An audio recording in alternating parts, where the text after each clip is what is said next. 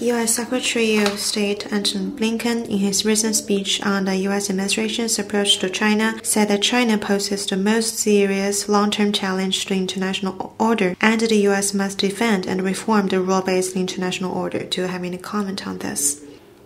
布林肯对华政策演讲 This speech misrepresents facts with a long list of lies. The attacks on China are inspired by exactly what the U.S. has been doing. It is the United States that poses the most serious long-term challenge to the international order.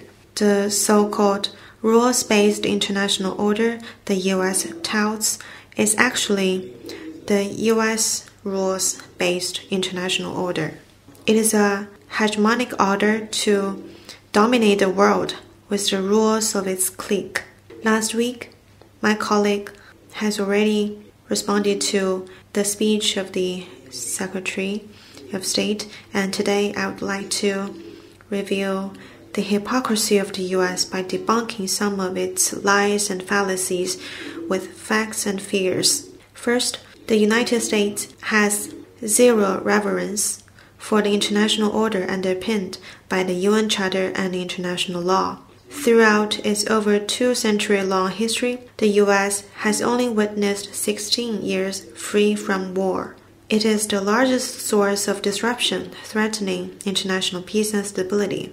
The U.S. claims that it will defend concepts like self-determination, sovereignty, and peaceful settlement of disputes enshrined in the UN Charter.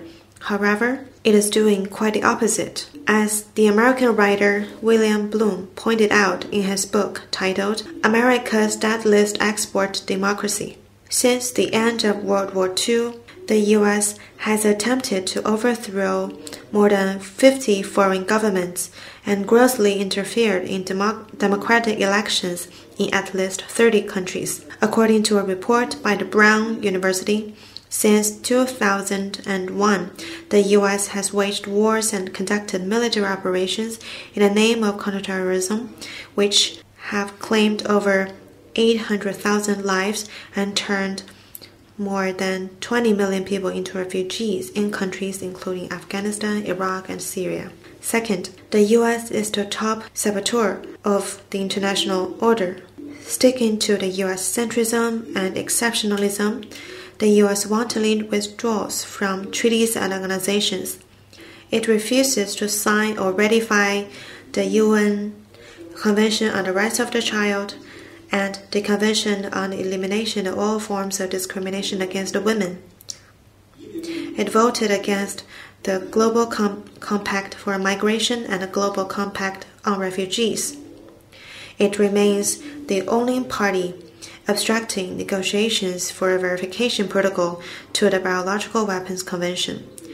Since the 1980s, the U.S. has withdrawn from many international organizations, including the UN Human Rights Council, the WHO, the UNESCO, the Paris Agreement, the Iran nuclear deal, the Arms Trade Treaty, the INF Treaty, the Open Skies Treaty, among others.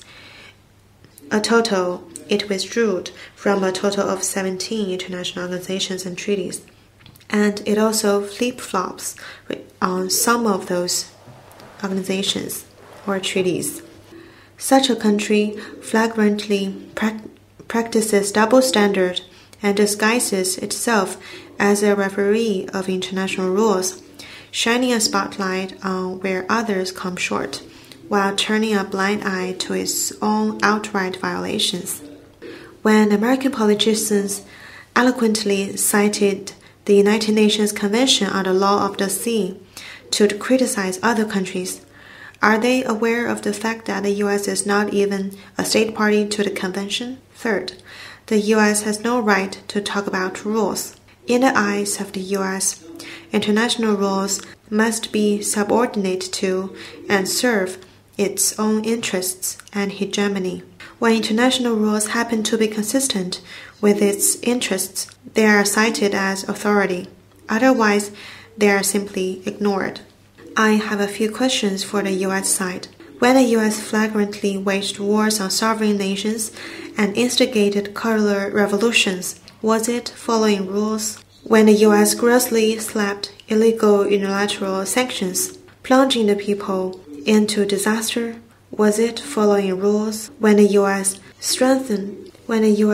owed money to the UN peacekeeping missions and its own membership contributions, was it following rules? When the U.S. strengthens AUKUS and Quad and attempts to build an Indo-Pacific version of NATO to mess up the Asia-Pacific and undermine the international nuclear non-proliferation system, was it following rules? When the U.S. hosted the so-called Summit for Democracy, which divided the world into two camps by inviting half and excluding the other half, was it following rules? When the United States refuses to implement the WTO ruling that its tariff war against China violates global trade rules and blocks the appointment of new judges to the WTO's appellate body, was it following rules?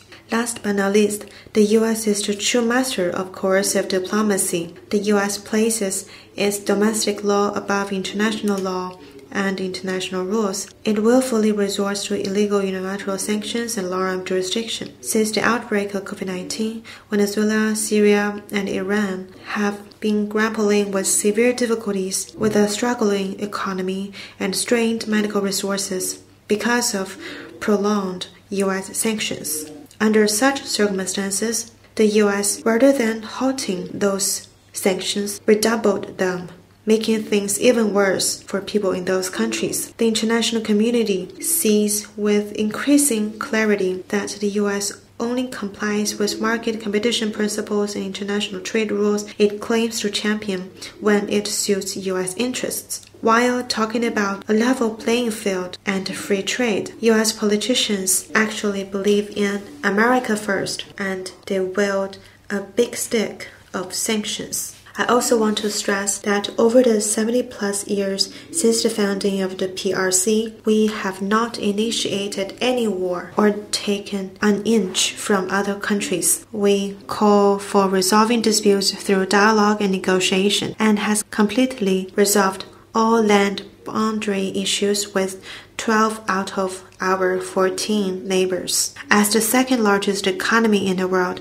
China has been contributing to over 30% to the world economic growth, ranking the top for 15 years and running. China is now the second largest contributor to UN regular budget and peacekeeping assessments, actively participated in the building and reform of the global governance system, and taken real actions to honor the spirit of the UN Charter and authority of the UN. Facts have proven and will continue to prove that China remains a builder of world peace, a contributor to global development, and a guardian of international order. We will always stand in solidarity with all peace-loving and justice-pursuing countries under the UN flag, uphold real multilateralism, and continuously contribute confidence, wisdom, and strength to universal prosperity of the world and common progress of humanity.